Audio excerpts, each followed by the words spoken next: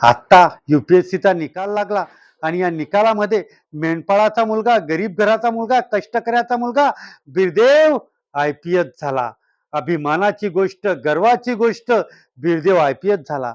पण बिरदेवच्या जीवनातून काही शिकायचं असेल ना, तर 3 गोष्टी शिका.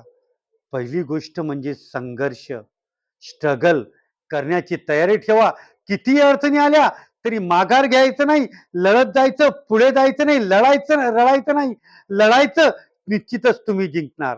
दुसरी महत्वाची गोष्ट म्हणजे मित्र चांगले करा. 1000 मित्र करण्याऐवजी 2च करा, पण चांगले करा. जसे बिरदेवने केले, की प्रांजल चोपडे व आशिष पाटील आणि त्याच्या इतर मित्रांनी त्यांना साथ दिली आणि त्यामुळे बिरदेव आयुष्यात यशस्वी होऊ शकला.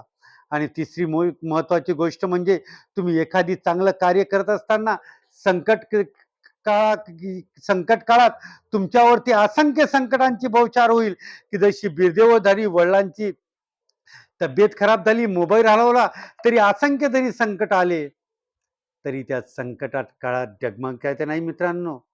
रडायचं नाही, लढायचं आणि पुढे जात राहायचं आणि स्वतःवर आणि आपल्या ध्येयावर विश्वास ठेवायचा आणि मार्गक्रमण परत करत पुढे करत राहायचं.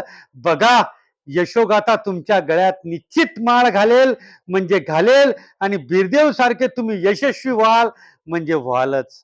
त्याच्यामुळे बिरदेवने केलेल्या कार्याला, त्यांनी मिळवलेल्या अचिव्हमेंटला सॅल्यूट आणि तुम्हाला तुमच्या भविष्य काळासाठी असंख्य आणि लाख लाख शुभेच्छा.